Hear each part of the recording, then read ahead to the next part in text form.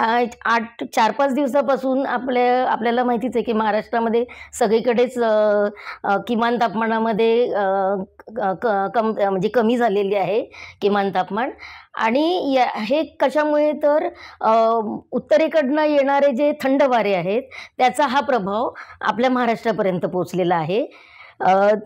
उत्तरेकडे जेव्हा जास्त थंडी वाढते किंवा हिमवर्षाव होतो तेव्हा त्याचा प्रभाव हा आपल्या उत्तर महाराष्ट्रापर्यंत जास्त होतो आणि त्याच्यानंतर मध्य महाराष्ट्रापर्यंत सुद्धा हा प्रभाव पोहोचतो.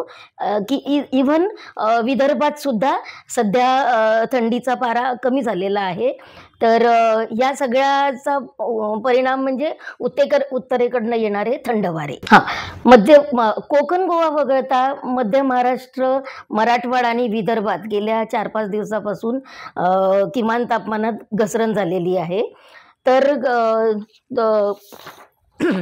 आज म्हणजे आजचे मिनिमम कमाल तापमानामध्ये सगळ्यात कमी तापमान आहे जळगावमध्ये 7.1 डिग्री सेल्सिअस आणि त्यानंतर आहे नाशिकमध्ये 9.2 डिग्री सेल्सिअस आणि इवन पुण्यात सुद्धा आज कालपेक्षा 1 डिग्रीनी कमी झाले. काल हे टेम्परेचर होतं 10.4 तर आज ते झाले 9.4. त्यामुळे टेम्परेचर आज हे बऱ्याच ठिकाणी कमी झालेलं आहे. अजून विदर्भात सुद्धा गोंदिया आणि यवतमाळमध्ये 9.6 टेम्परेचर आहे. बाकी कोकण गोव्याचा तर प्रश्नच येत नाही कारण कोकण गोव्यात नेहमीच किमान तापमान हे साधारण 17-18 अशा दरम्यान असतं. मराठवाड्यात सुद्धा टेम्परेचर आजचं टेम्परेचर जवळपास 11 डिग्री सेल्सिअस होतं.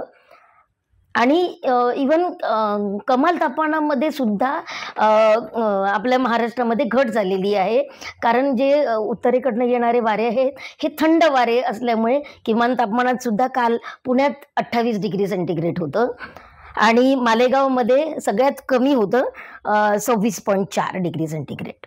आज तर सगळ्या महाराष्ट्रामध्ये टेम्परेचर कमी झालं आहे कारण काय आहे सगळीकडे महाराष्ट्रामध्ये सगळीकडे क्लिअर वातावरण आहे.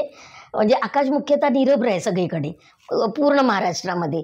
त्याच्यामुळे हे टेम्परेचर किमान तापमानामध्ये घट होतीये. तुम्ही बघू शकता इथे सॅटेलाइट पिक्चरमध्ये.